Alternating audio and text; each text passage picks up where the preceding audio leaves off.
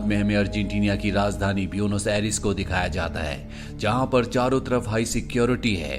हमें यहां पर कटीले तार दिखते हैं, साथ ही हर जगह कैमरास दिखते हैं और इन्हीं कैमरास के आगे से एक लड़का गुजरता है जिसका नाम कैन है। उसके सामने एक एसयूवी गाड़ी होती है, वो चुपचाप आगे चला जाता है, पर कुछ ही दूर जाकर वो रुक जाता है। दरअसल ये एक चोर है। वो एसयूवी के पास वापस आता है और उसका दरवाजा खोलकर उसके अंदर चला जाता है। दरअसल कैन इस गाड़ी को नहीं बल्कि इस गाड़ी की इंपॉर्टेंट चीजों को चुराना चाहता है। सबसे पहले वो म्यूजिक सिस्टम को निकालता है और उसके बाद डैशबोर्ड में जो कीमती चीजें होती है उन्हें निकालकर अपने पास रख लेता है। इसके बाद वो गाड़ी की पीछे वाली सीट पर पी भी करता है। ऐसा वो क्यों करता है इसके पीछे कोई भी रीजन नहीं होता। और अब जब उसने अपना काम पूरा कर लिया है वो गाड़ी का दरवाजा खोलने की कोशिश करता है, लेकिन दरवाजा नहीं खुलता। उसे लगता है कि वो आसानी से दरवाजा खोल लेगा, लेकिन पूरी कोशिश करने के बाद भी दरवाजा नहीं खुलता। वो अब भी ज्यादा परेशान नहीं होता। उसे लगता है कि दूसरा दरवाजा खुल जाएगा। वो दूसरे दरवाजे को खोलने की कोशिश करता है पर वो भी लॉक्ड होता है। वो उसे भी नहीं खोल पाता और अब उसकी चिंता थोड़ी थोड़ी बढ़ना शुरू हो जाती है। पर अब भी कैन पूरी तरह से कॉन्फिडेंट होता है क्योंकि वो गाड़ी के फ्रंट ग्लास को तोड़कर बाहर निकल सकता है। वो अपने पैरों से फ्रंट ग्लास को तोड़ने की कोशिश करता है। वो कई बार उस पर किक करता है, लेकिन पूरी कोशिश करने के बाद भी फ्रंट ग्लास नहीं टूटता और अब उसकी टेंशन धीरे धीरे बढ़ना शुरू हो जाती है। वो गाड़ी के टायर खोलने वाले टूल को निकालकर फ्रंट शीशे पर कई बार मारता है, लेकिन इसका भी कोई फायदा नहीं होता। उसे कुछ समझ नहीं आ रहा होता, इसीलिए दरवाजे के लॉक वाले डोर के प्लास्टिक को वो खोलता है और जब वो ऐसा कर रहा होता है तभी उसका हाथ कट जाता है। कैन की परेशानियां अब और भी ज्यादा बढ़ चुकी है, इसीलिए वो गाड़ी की पिछली सीट पर चला जाता है जहां पर उसने पी किया था। अपने बैग से गन निकालता है और गन से गाड़ी के फ्रंट ग्लास पर शूट करता है, लेकिन गोली टकराकर उसके पैर पर लग जाती है। और यहाँ पर हमें पता चलता है कि इस गाड़ी के जितने भी शीशे हैं वो सब के सब बुलेट प्रूफ हैं। कैन के हाथ के साथ अब उसका पैर भी जख्मी हो चुका है। वो अपनी टी शर्ट निकालकर अपने पैर के घाव पर बांध लेता है। तभी वो एक लड़की को देखता है, वो उसे आवाज देता है और लड़की गाड़ी के पास आ जाती है। वो अपने बैग से लिपस्टिक निकालती है और गाड़ी की साइड विंडो पर अपना चेहरा देखकर लिपस्टिक लगाती है। इसके बाद वो जाने लगती है। कैन जोर जोर से चिल्लाने लगता है, लेकिन वो उसकी आवाज नहीं सुनती। दरअसल ये पूरी की पूरी गाड़ी साउंड प्रूफ है। साथ ही इस गाड़ी के शीशों से अंदर से बाहर तो देखा जा सकता है, लेकिन बाहर से कोई भी अंदर नहीं देख सकता। यानी कि अब कैन इस गाड़ी में बुरी तरह से फंस चुका है। उसे कुछ समझ नहीं आता कि उसे क्या करना चाहिए। अब वो अपने फोन से अपनी पत्नी को कॉल करने की कोशिश करता है, लेकिन तभी उसका फोन ऑफ हो जाता है क्योंकि उसकी बैटरी बहुत ज्यादा लो थी। यहाँ पर कैन को बहुत ज्यादा प्यास लगी होती है, इसीलिए उसके पास पेप्सी की जो बोतल होती है वो उससे पूरी की पूरी पेप्सी पी जाता है। अब धीरे धीरे दिन ढल जाता है और रात हो जाती है। कैन को बहुत ज्यादा प्यास लगी होती है, इसीलिए डोर के ऊपर जो विंडो की ग्लास होती है उससे वो पानी को चाटने की कोशिश करता है। यहाँ पर वो बुरी तरह से फंस चुका है। वो भूखा है, प्यासा है, साथ ही अब वो बहुत ज्यादा थक चुका है। किसी तरह से वो रात इस गाड़ी में बिता लेता है। अगली सुबह वो पूरी तरह से परेशान हो जाता है और उसने गाड़ी की जिस म्यूजिक सिस्टम को निकाला था वो उसे वापस लगाकर म्यूजिक प्ले कर देता है, जिससे उसका मन कुछ वक्त के लिए शांत होता है। पर कुछ ही देर बाद म्यूजिक अपने आप ही बंद हो जाता है और उसे मी नाम की एक आईडी से कॉल आता है। ये कॉल होता है डॉक्टर एनरिक का, जिनकी ये गाड़ी है। वो कैन को बताते हैं कि ये मेरी गाड़ी है, जिसमें मैंने बहुत सारी सिक्योरिटीज लगा रखी है, जिन्हें मैं कहता हूँ 4x4। बाहर से ना तुम्हें कोई देख सकता है, ना तुम्हारी कोई आवाज सुन सकता है। साथ ही गाड़ी पूरी तरह से बुलेट प्रूफ है। इस गाड़ी से निकलने का एक ही रास्ता है और वो है नीचे टैंक से।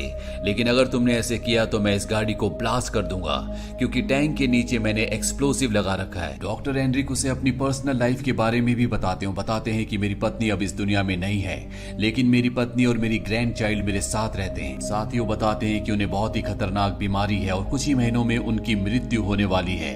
लेकिन कैन को इस बात से कोई फर्क नहीं पड़ता। वो उन्हें धमकी देता है कि अगर तुमने मुझे फ्री नहीं किया तो मैं तुम्हें और तुम्हारे परिवार को मार दूंगा। पर डॉक्टर को को इस धमकी से कोई फर्क नहीं पड़ता क्योंकि वो साइको हो चुका है। ठीक इसी तरह एक साइको किलर रमन राघव की ऑडियो बुक मैं कुकू एफएम पर सुन रहा हूँ, जो कि एक एप्लीकेशन है जिसमें दुनिया की बेहतरीन किताबों की ऑडियो कहानियां कई भाषाओं में है, जो शायद आपको जिंदगी में एक नई राह दिखा दे। ये एक इंडियन एप्लीकेशन है जिसमें 1000 से भी ज्यादा आवर्स का कंटेंट है, जिसे लोगों ने इतना पसंद किया है कि इसे 4.5 प्लस की रेटिंग मिली है। और सबसे खास बात, हमारे फर्स्ट 250 व्यूअर्स को कुकू एफएम दे रहा है 50% का डिस्काउंट, यानी आपको पे करने होंगे ₹199 इंस्टेड ऑफ ₹399, वो भी पूरे साल के लिए। तो डिस्क्रिप्शन में जाएं और दिए गए लिंक से ऑफर का फायदा उठाएं। केन अब डॉक्टर से कहता है कि मुझे यहाँ पर बहुत गर्मी लग रही है, मुझे यहाँ से बाहर निकालो। और अब फोन कट हो जाता है और गाड़ी का एसी अपने आप ही ऑन हो जाता है। और गाड़ी का एसी ऑन होने से धीरे धीरे गाड़ी में ठंड बढ़ना शुरू हो जाती है।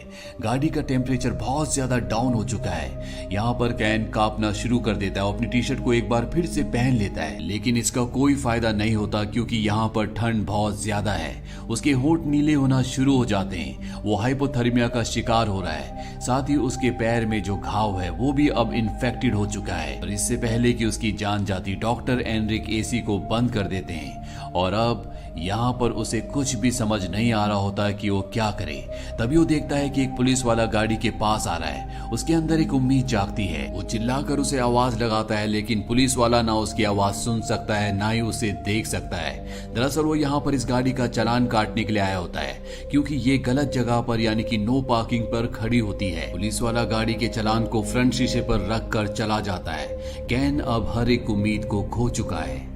तभी उसके अंदर उम्मीद जागती है, क्योंकि यहाँ पर एक चोर आता है जो गाड़ी के दरवाजे को खोलने की कोशिश करता है। पर कैन की किस्मत बिल्कुल अच्छी नहीं होती।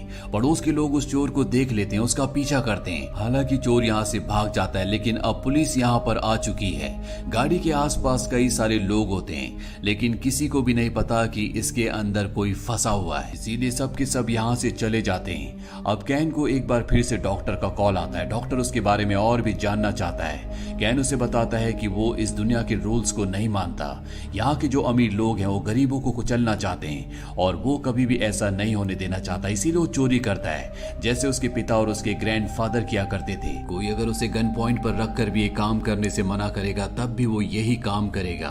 और अब डॉक्टर को उसका ये जवाब अच्छा लगता है, इसीलिए वो उसे बताता है कि गाड़ी की सीट के पीछे एक पाइप है जिसके अंदर गाड़ी को साफ करने का पानी है, तुम उस पानी को पी सकते हो। और ये सुनने के बाद गाड़ी के पीछे से उस पाइप को निकालता और उस पाइप से पानी को एक बोतल में भरता है। हालांकि उस पानी में केमिकल भी होता है, लेकिन कैन इस बात की परवाह नहीं करता और एक ही घूंट में पूरा पानी पी जाता है, क्योंकि उसकी पूरी बॉडी डिहाइड्रेटेड हो चुकी होती है। इसी तरह से एक और दिन बीत जाता है और अब अगली सुबह दिखाया जाता है कि कैन के दिमाग पर भी असर पड़ना शुरू हो गया है। वो फिजिकली और मेंटली बहुत ज्यादा कमजोर हो चुका है, इसीलिए वो अपने माइंड को बिजी रखने के लिए पेपर पर गाड़ी के जो इंटीरियर होते हैं उसकी डिजाइन बनाना शुरू कर देता है। वो बहुत ज्यादा भूखा होता है, इसीलिए कागज खाना शुरू कर देता है, जिसके बाद उसे फिर से प्यास लगना शुरू हो जाती है।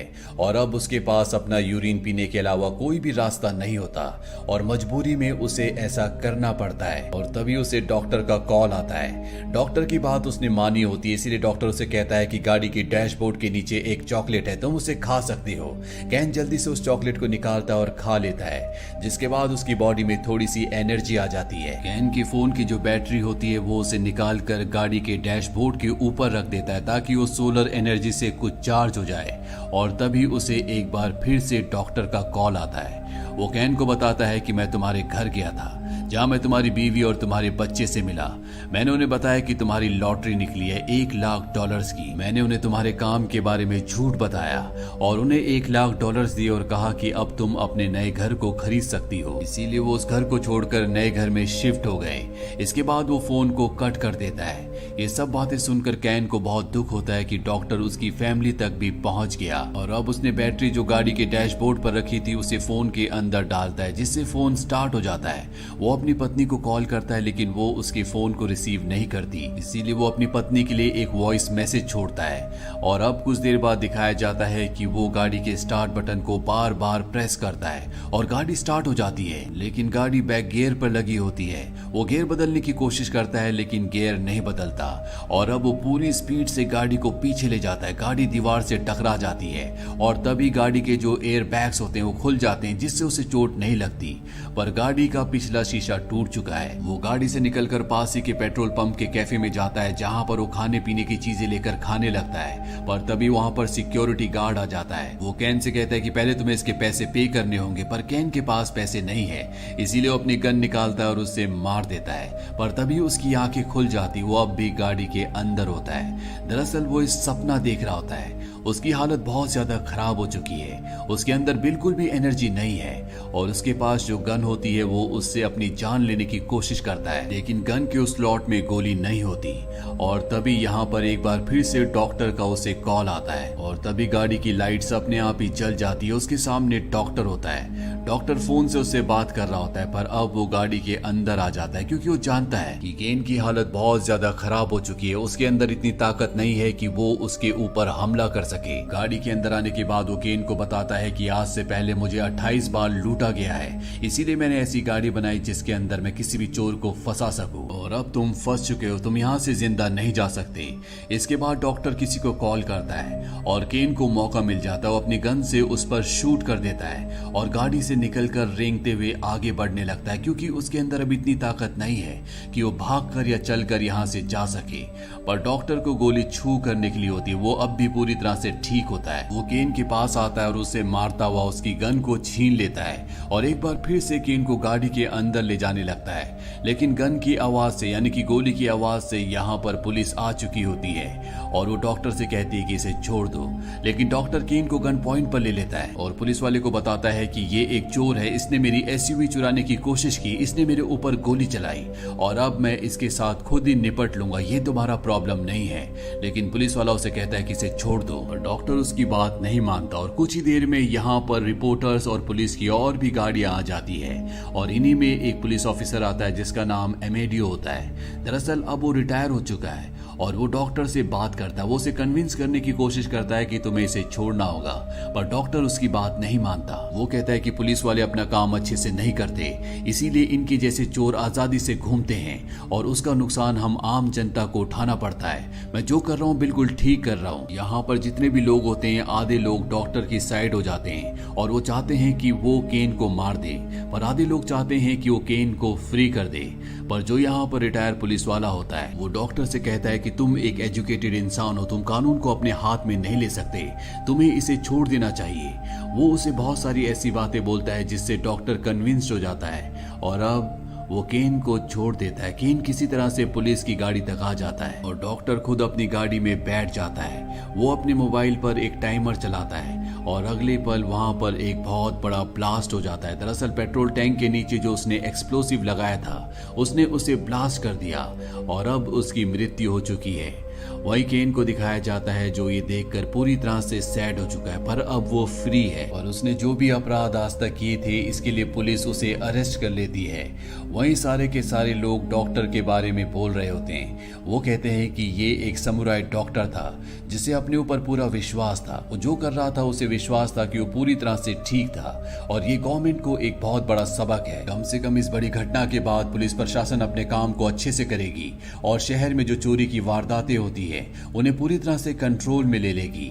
अब यहाँ से केन को हॉस्पिटल ले जाया जाता है, उसका ट्रीटमेंट किया जाता है और इसके बाद उस पर केस चलेगा और उसने आज तक जितने भी गुनाह किए हैं उसकी उसे सजा दी जाएगी। ये पूरी फिल्म, ये पूरी कहानी एक सच्चे इवेंट पर बेस्ड है।